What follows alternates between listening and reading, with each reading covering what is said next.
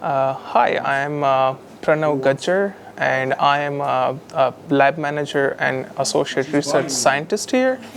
We have around 3,000 genotypes of grapes in the back of the vineyard, and what we do is we actively monitor them, that each genotype is different from another. To identify that genotype, one thing is very important, and that is how does the genetic structure look like. And for the genetic structure, the first step comes in is a DNA extraction, and I'm going to show you some steps out of that one. So first, I have grabbed some of the leaves of fresh grapes, and then what I will do is I'm gonna crush them. So we cannot just simply crush them, it will be very liquid. So what we will do is we'll pour a liquid nitrogen inside. So when it comes in a contact with the liquid nitrogen, it is very brittle. So when I'm starting crushing it, I'll show you once the liquid nitrogen is evaporated.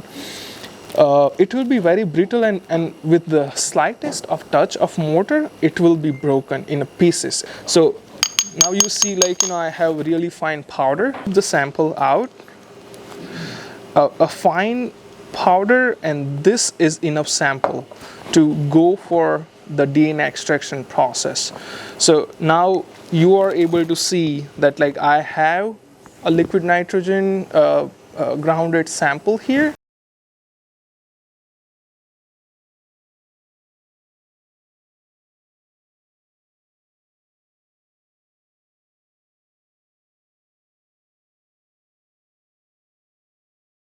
Everyone, this is Ahmed Mohammed from the Virology Lab here at the FAMU Viticulture Center.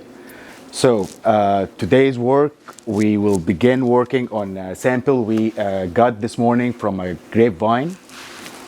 So these are our samples, and we will focus today on the extraction of nucleic acid material for the purposes of viral diagnostics. Okay, ready? Let's go.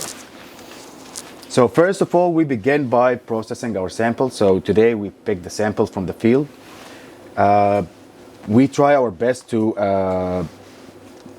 dedicate a labeled bag for each sample, so we prevent from cross-contamination between samples. This is very important in our line of work.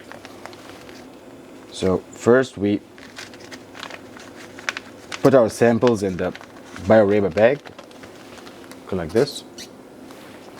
And then to it, we add the extraction buffer.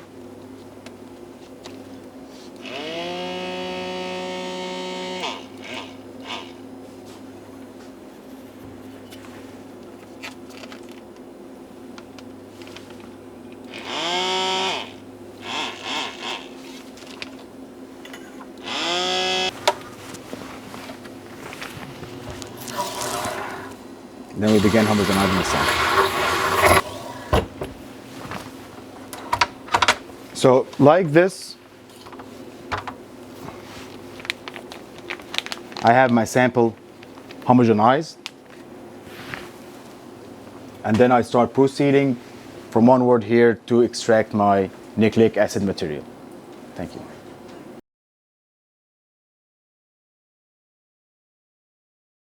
Hi, I'm Dylan Linchevsky. I'm the assistant vintner at Florida A&M Viticulture Research Center. I've been here for about 3 years in different roles. I started as an undergraduate assistant when I was a food science major, and this position has helped me get internships with University of California, Davis, and with E&J Gallo, the largest winery in the world. Today I'll be demonstrating the process of racking, and so we are taking one of our small batches of experimental wine from a glass fermenter, and we will be siphoning it using a siphon cane and a hose to remove the wine from the lees, which is the sediment and yeast, and we will be transferring it into a new, clean, small fermenter. Hi, I'm Juniper, an undergraduate research student here at the Viticulture Center. I currently am enrolled at Tallahassee State College under the 2+2 program, which will help me get into Florida Agricultural and Mechanical University, where I will then pursue my bachelor's program in plant science. We're currently here in the tissue culture lab, where I'm making media that we use for our yeast projects. And this is just the first step of making the media. But here I'm taking agar, which is a natural substance made from seaweed, and I'm weighing it out as a powder. Once I get enough media, I'm just taking the powder and putting it into this bottle.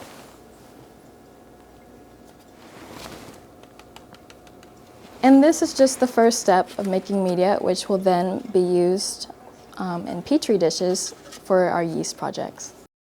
Hello, I'm Aries White. I am a graduate research assistant at the Center of Viticulture and Small Fruit Research, and I work in the wine analytical lab. So what I do here is I'm a graduate student, so I work on my thesis project as well as help around other experiments and other things going on in our lab. And I started here as an undergraduate research assistant.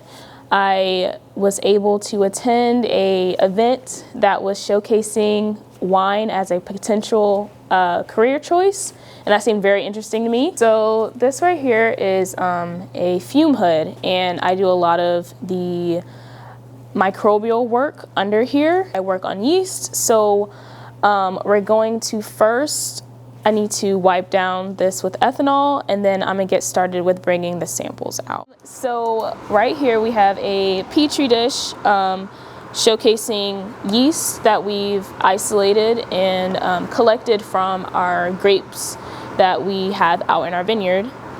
And the purpose of this is to basically isolate, and then we can do other processes like colony PCR, DNA extraction, those types of things, to then get the result of the sequence of this yeast and then identify them.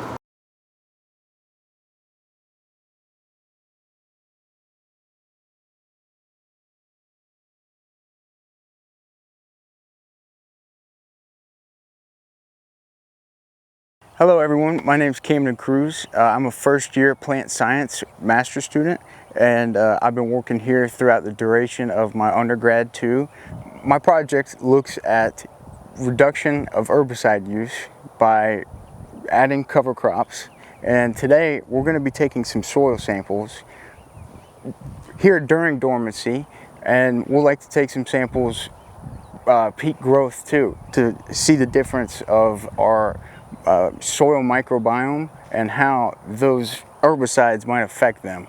Here in Florida, you know, the weeds grow like crazy here, so the industry depends heavily on herbicide.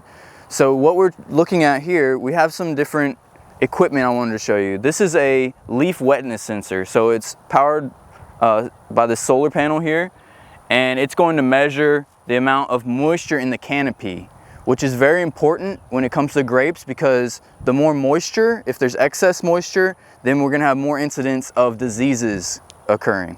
So we also have a soil moisture sensor, which is down here under the ground. These flags kind of indicate where that is, but that's also very important as far as how much water is available to the plants.